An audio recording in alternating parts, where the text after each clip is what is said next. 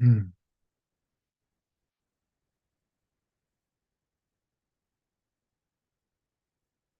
Morning. Good morning. Mm. I don't get it. I really don't. They say that real estate is a male-dominated industry, but it's I've, always I've got girls. the opposite. Girls are showing up in stride. You feel the opposite? You think it's female-dominated? Yeah. Oh yeah.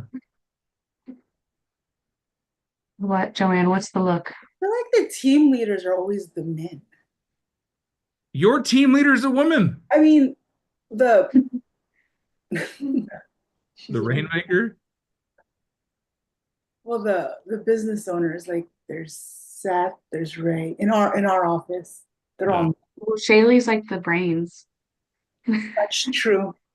In my office, in my office, our OP is Kristen Cole. She's boss lady number one.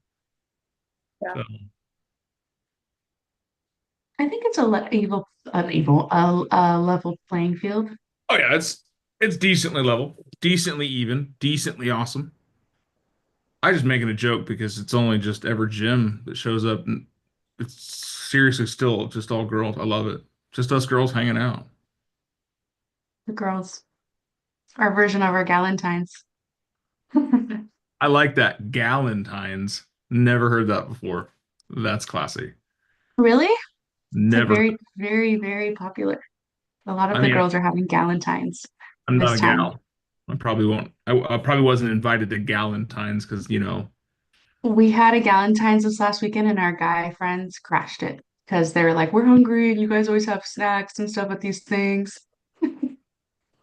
were they wrong? No. There you go. So it was worth the effort that I'm scratching. Yeah. It's crashing it. So, all right. Well, happy Friday, everyone. Let's get jumped in. Let's start in. How's your mornings? How's your days? How's your life? How about we talk about something you're happy about? My parents are coming to visit this weekend. There you go. Yeah. Happy about parents visiting. Yes. Something else. Where do your parents live? They live in Ventura, near Santa Barbara. Oh, okay. So Hmm. not a massive hike, but still quite a bit of traffic. A little bit if you leave at the right time. Yeah, Fine. 2 o'clock in the morning. It should be fine. Yeah. You only hit 5 hours of traffic. Anyone else? Nobody? Bueller? Bueller? What are you happy for? What are you excited about?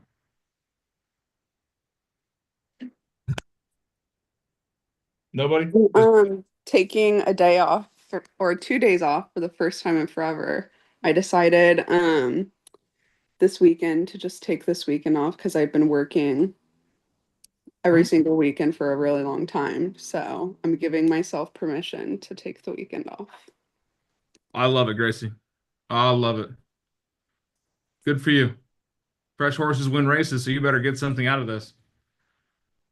I will. I'm gonna try to not be tempted by open house opportunities. It's gonna be really hard, but So here's a script for you. Remember, put me down for a no. If that changes, I'll let you know. There you go. That's all I got to say. Don't say yes. Don't say maybe. Oh, I'll think about it. No, no, no. Put me down for a no. Put me down for a no. I don't want to do that. I'm on my popcorn break today. Any other happinesses you want to talk about? No, Joanne's just being a muggy fish over there. Like, "Mrr."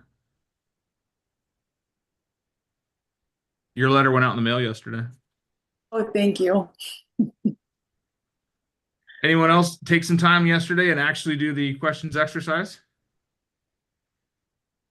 So proud of your self-development. All of you guys are going to go so far. You ever heard the term how we practice is how we play? Hmm. What does that mean?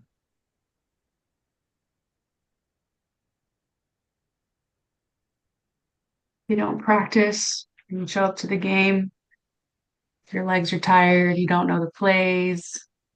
Okay. That's one way.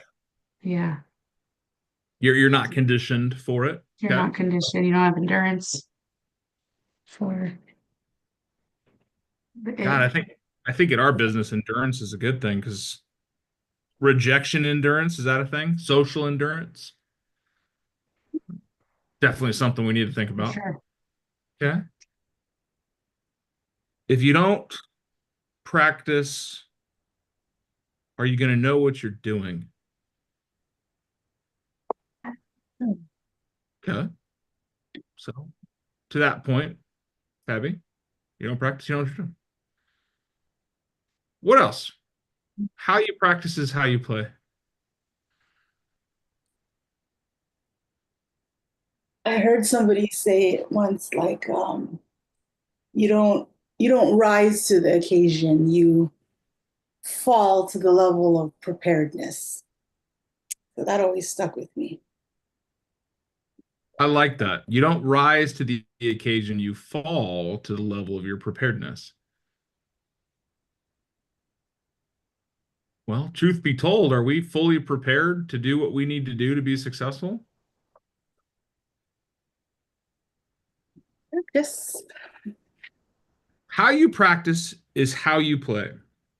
And I say that because I played sports. I wouldn't call myself the most athletic person, but I figure things out quickly. I'm very physical. And when you run plays, when you do motions and you're doing practice, if you're going half effort, half ass the whole time, that's what's going to show up when the moment counts. If you practice cutting corners and you practice cheating the system and you practice the bare minimum,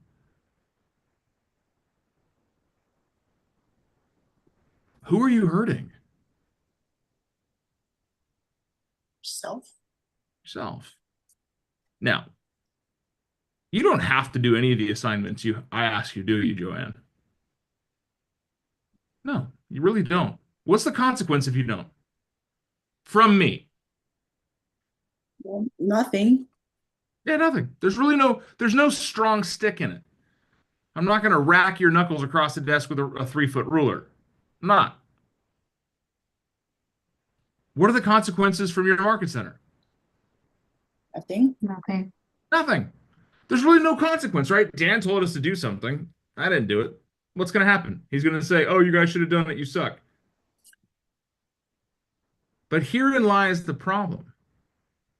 We're not looking for the real consequence. What is the real consequence of not doing practice? You don't gain anything. Staying the same. Same spot. God, isn't that painful, staying the same? Well, Dan, I happen to like who I am or what I'm doing, and my business is good. I want to stay the same. That's fantastic. Stay the same. Do what you've always done. Because as everyone around you improves, as life moves on, you will be standing in the same spot. Back there. One of my biggest fears came to me from a quote. It's my greatest fear is meeting the man I could have become.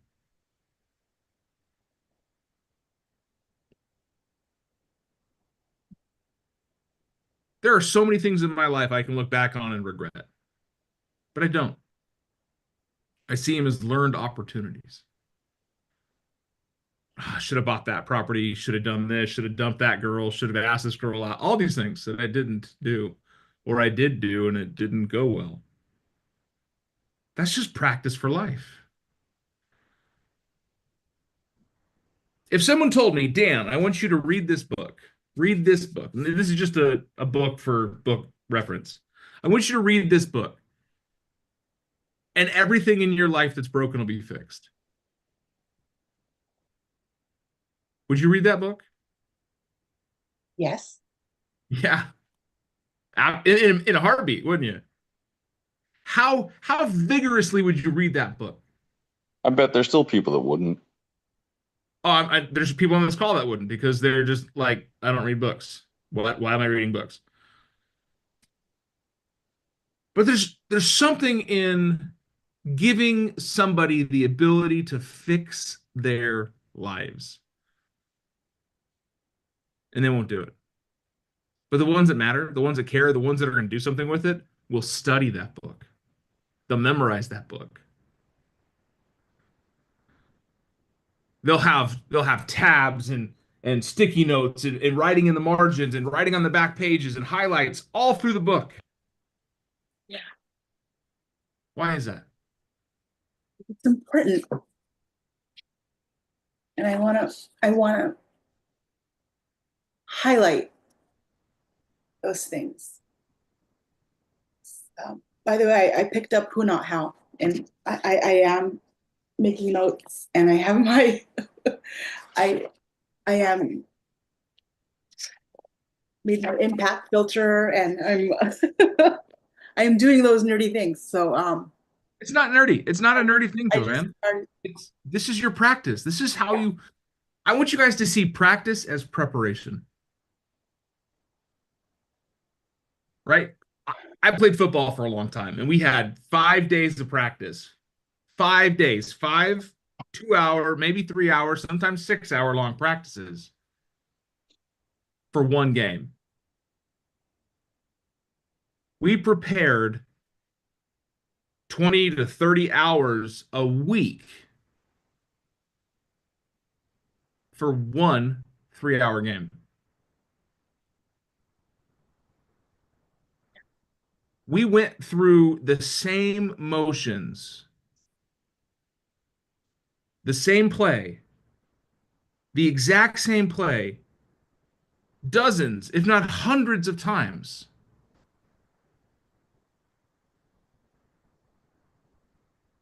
We get it, coach. We know the play. No, you don't. Why do we go through the motions so many times? Why do we do the activity so many times? Why do we do so much when there's nobody playing across the field from us? So in the heat of battle, it's muscle memory. It's just instinct. It's instinct, and it can go different ways. It can go different ways. Does everything go to plan? No, No, it doesn't. But I want you to think about this. How we play is determined by how we practice, right? So how we perform is determined by how we prepare. If I'm preparing for a tough, difficult conversation, and the conversation turns out to be easy peasy or easy peasy lemon squeezy, I probably have it in the bag. If I prepare the minute before I walk into a listing appointment, I'm in the driveway and I'm Googling the address and I'm looking in the MLS real quick, and I spend the 15 or 20 seconds it takes me to walk to the door looking at the house. How prepared for the conversation am I? I'm not. But if I've spent the 3 days before the listing, when I knew I got a listing appointment, taking time to look at the property, look at the stuff around, look at the neighborhood, look at the trends, look at the statistics, sharpen up on my skill sets, practice my word tracks, practice my sexy questions, get my mindset right. When you walk into that listing appointment, are you walking in as a mouse or as a titan? When there's two other realtors that walk out as you're walking in, are you nervous or do you feel bad for them? got it. How, I just show them the contract. how you practice is how you play. If you're not prepared, you're not going to perform well. The reason we go through the motions and we do extra work and we do things in self-study and we write down exercises and we have all this nonsense, that's homework, extra work. I know there's no consequence to not doing it, but really there is. It's your preparedness not being as sharp as it should be. So, how you practice is how you play. And coach made us run the same play, the same movements, the same blocking drills, not until we got it right, but until we couldn't get it wrong.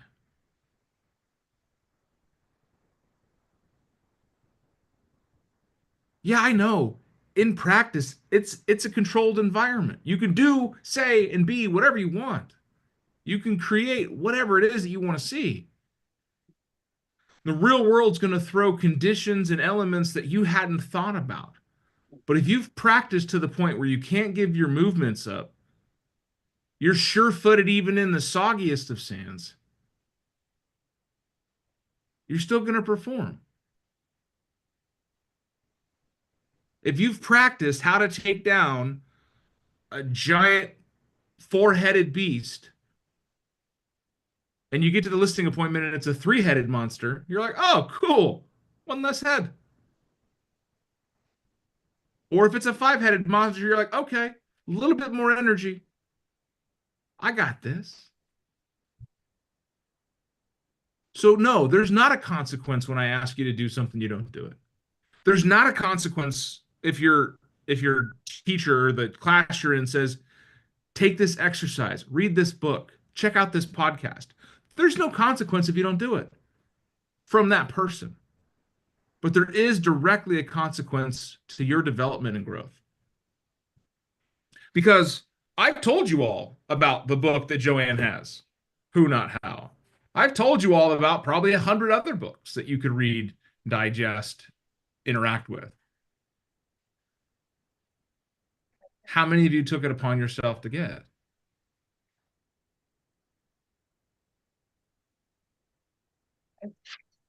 There is a level of self practice that's needed.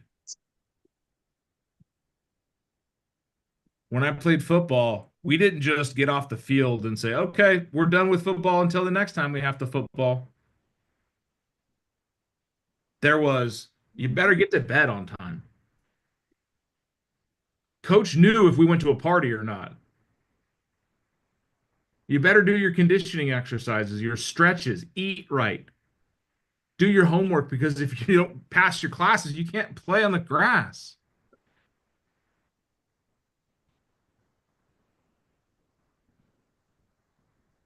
A lot of people talk about being successful. A lot of people talk about wanting to sell houses and be this and that, wanting to have businesses and be this and that. A lot of people talk. What gets you paid? Do it. Do it. Don't talk about doing something, do it. Don't write it down and say, I'm going to do that one day. Do it. Don't think that, this is just a waste of time. I don't need to write down 10 questions. Do it.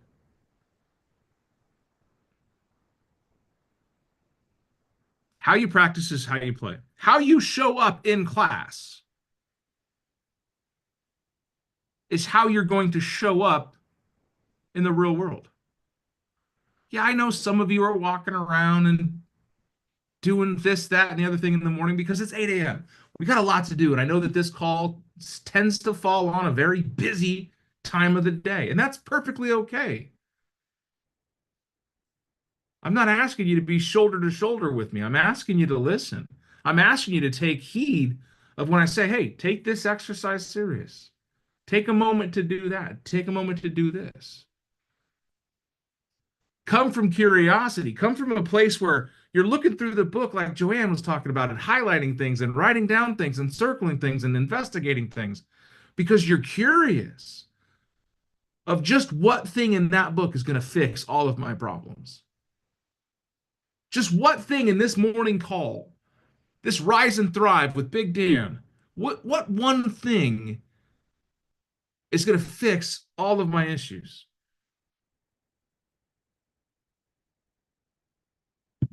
I can tell you exactly what one thing on this call is going to fix all of your issues. Anyone got a guess?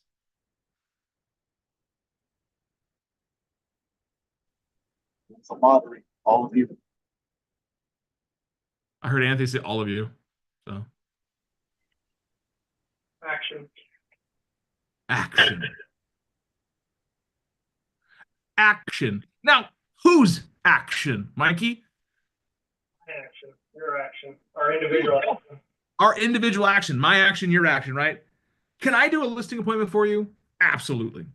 Absolutely. I can fly to wherever you're at. I can meet with you. I can walk to the listing appointment and I can knock it out of the park. And I said, hey, high five. Here you go. This is your client now. I'm going to leave. Cool. I did it for you. Can you do it again? Maybe. Yeah, how much were you paying attention, right? Did you go through the emotions? But if we don't take action, if we do not take action, right? Nothing happens. If you read a book and there's 1,000 things in this one book, there are hundreds of thousands of words. And if you read this book and you're like, oh man, that book was fantastic. There's a lot of great stuff in there I should do. You've lost. God, you've lost. But if you look at everything and you go, you know what? The one thing in here is that I need to believe in myself, and I haven't been believing in myself very well. I'm going to stop doing that. I'm going to take action. I'm going to believe in myself. That book itself, you also have to take action of the activities in it to get the most out of it. Yeah, it's kind of the point. There's a book there, but any of the books I pull off the shelf, any of these that are up there, I can pull off the shelf and I can have the same thing. There's something in that book that if you take action on it,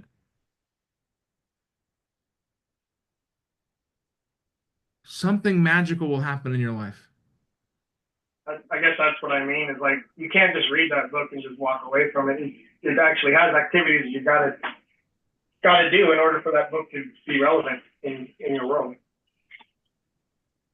Any book, Well, I don't care if it's another thing. Any book, there's an element of action to it. that's true. You got to turn the page. You got to read. But I think you get more out of it when you go in with curiosity. Like Mikey was saying, you got to do the activities in the book to get the most out of it. You got to do the activities in life to get the most out of it.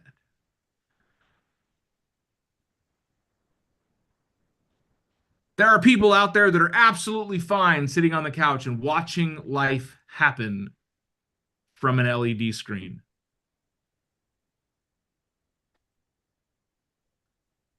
Are you one of them?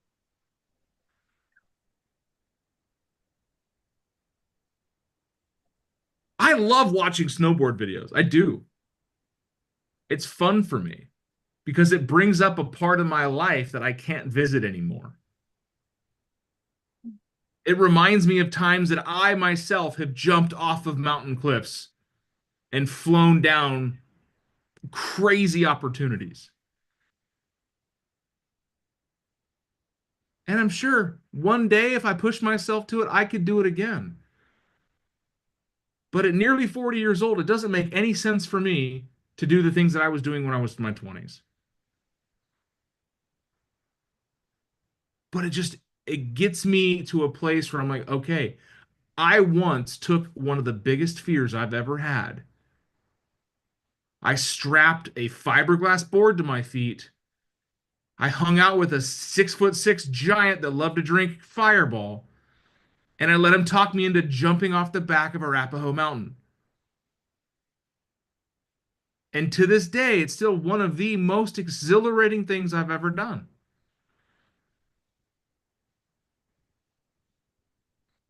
But I'm not living life through a screen. I'm reliving it. I'm not watching people get listings and go, "Oh my, I'm going to use that commission." No, because I didn't get it. That's someone else's listing. That's someone else's buyer.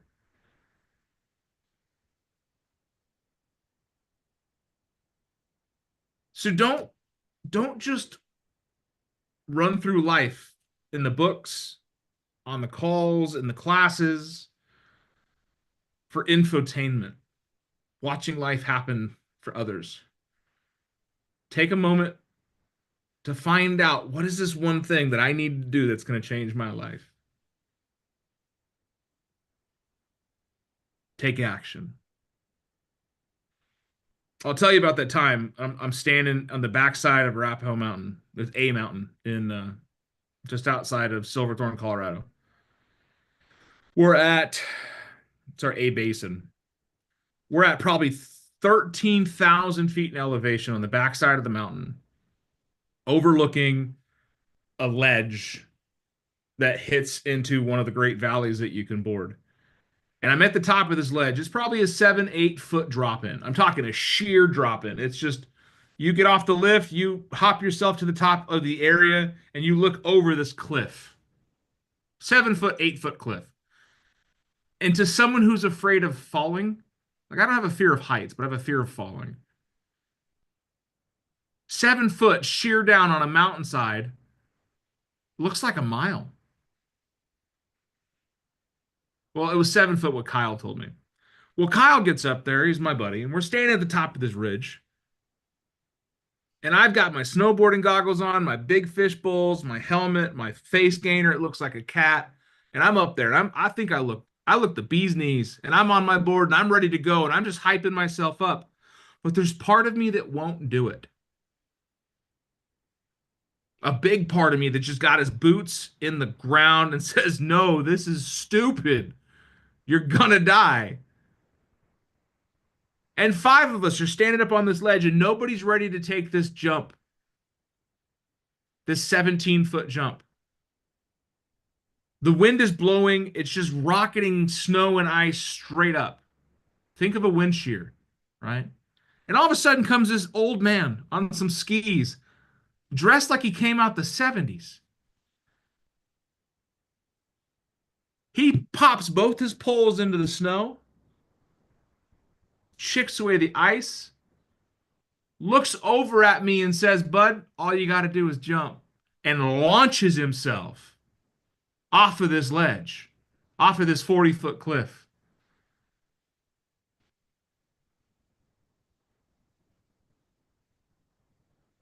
And I thought to myself, I'm like, this old haggly bag of bones just threw himself off a mountain. I can do it too. And then I said, okay, I'm in. I'm doing it. And I went to move and I couldn't move again. I was still stuck in the dirt. I was still stuck in the snow. It wasn't until Kyle patted me on the back and said, all right, buddy, we got this. I don't know if you've ever been patted by someone that was that large, but it moves you. And it moved me ever so much that my board slipped forward and I no longer could stop going over the top of this 100-foot cliff. I remembered the drop and I remembered the fall and I remembered the moment of panic that I had nothing underneath me but air and certain death from this 200-foot cliff that I just jumped off of. And half a second later, when I fell the 7 feet of actual space, I hit the snow with the biggest smile as I was sliding between trees and flying down the mountain trying to catch up to Kyle and this old man on his skis. And it turned into being one of the best days I've ever had on the mountain. All it took was a little pat, a little movement, a little action, and everything set on fire. I probably took that same jump a dozen times that day. Every time we got down to the bottom of the mountain, we'd circle back to the lift, go right back up to the top, and do it again.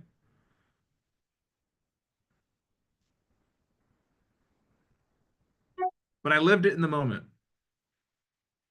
Do you guys notice how the cliff got bigger every time I looked at it? Yeah. Like, wait. God, It wasn't, it wasn't that big to start, but every time I looked at it, it got bigger and scarier. Every time I thought about it, it got bigger and scarier. until I just did it. I took action. That's what I say. Like, guys, don't let life fly by on an LED screen. Go out there and do it. Practice it. Prepare for it. Do something great so that you have a story to tell someday. The more you look at the things, the more you get scared about these things, the less you're going to do them because you're focused on what could go wrong. Just do it. Take action. So I was seeing how many of you caught on the fact that the cliff kept growing. So 7 to 17 to 100 to 200. Like, wait, what? it's just I still remember it vividly. This was I was 26, so 12 years ago. yeah, your baby. Still I still remember the feeling of the air because it was a wind shear came straight up and it was just like there was no wind and you'd look over it, it would blow your hat off. But we're talking, I mean, it probably wasn't even 7 feet, to be honest. But to someone who's never done it, it could have been 200 feet. You never know. Just jumping off mountains. But guys, take action, prepare for success. Don't just show up on game day and expect to win. And remember, sometimes all you need is a little pat.